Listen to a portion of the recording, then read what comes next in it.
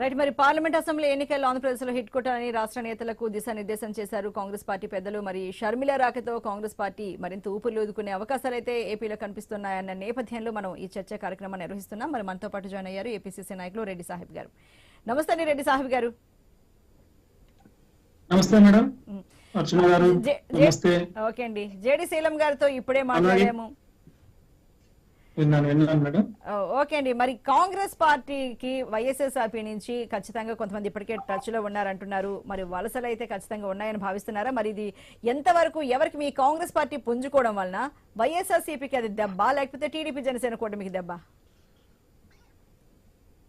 Madam, ముందుగా నాతో పాటు జాయిన్ అయిన మన నాయకులందరికీ నమస్కారం.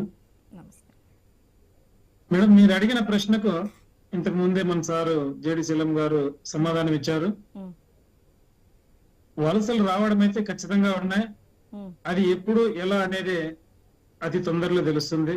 కాంగ్రెస్ పార్టీ చాలా బలంగా పుంజుకోవడానికి ఈ రోజు ఢిల్లీలో ఆంధ్రప్రదేశ్ నుంచి దాదాపు 40 మంది మా పెద్దలు, ఆంధ్రప్రదేశ్ పెద్దలు వెళ్లి కేంద్ర పెద్దలతో కలిసి దిశానిర్దేశం అంతా చర్చించుకొని వచ్చారు. రాబో రోజుల్లో కాంగ్రెస్ పార్టీ మన ఆంధ్రప్రదేశ్ లో చాలా బలంగా పుంజుకోవడానికి ఏ విధమైన చర్యలు తీసుకోవాలో, ఎలాంటి కార్యాచరణ రూపొందాలో రాహుల్ గాంధీ గారు ఈ రోజు మా పెద్దలకు వివరించి ఎక్కడి నుంచి మేము మొదలు పెట్టాలా, ఏ విధంగా మేము ముందుకు వెళ్ళాలా అనే దానిపైన తీవ్రంగా చర్చించి మంచి నిర్ణయాలతో తిరిగి వచ్చారు. దగ్గరలో ఎంతమంది పార్టీలకు వస్తారు, ఏ విధంగా పుంజుకుంటుంది అనేది మన కాలం నిర్ణయిస్తుంది. అలాగే షర్మిల మేడం గారు కూడా వస్తే మేడంకు చాలా స్వాగతిస్తున్నాం. మేడం వస్తే ఇంకొంచెం బలపడుతుంది అనేది మా అభిప్రాయం. అలాగే కాంగ్రెస్ పార్టీ భావజాలంతో, కాంగ్రెస్ పార్టీ కట్టుబాట్లకు లోబడి ఎవరు ఎలాంటి పని చేయడానికి పార్టీలకు వచ్చినా మా పార్టీ ఖచ్చితంగా ఆహ్వానిస్తుంది. పార్టీకి పని చేయడానికి ప్రతి ఒక్కరు సహకరించుకొని పార్టీని ముందుకు తీసుకెళ్లడమే మా కర్తవ్యం. ఈ మధ్యనే చెప్పండి.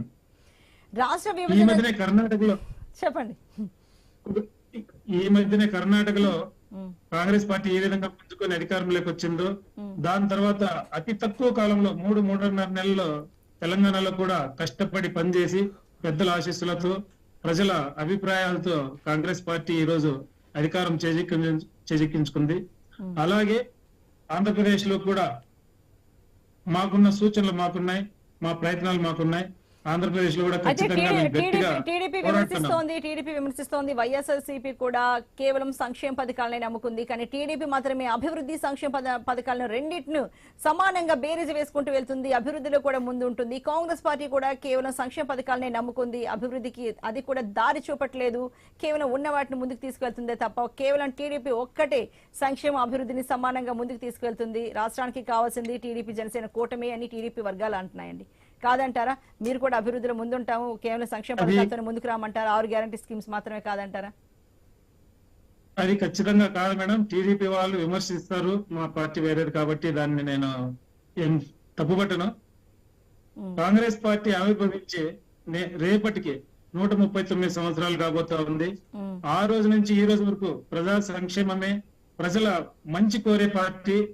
స్వతంత్రం రాకముందు నుంచి కూడా ప్రజల కోసమే పార్టీ పెట్టి ఈ నేటికి చిరంజీవిగా వర్ధిల్లుతున్న కాంగ్రెస్ పార్టీ కేవలం ప్రజల సంక్షేమమే, ప్రజాభివృద్ధి, భారతదేశ అభివృద్ధి ధ్యేయంగా పనిచేస్తా వస్తా ఉంది.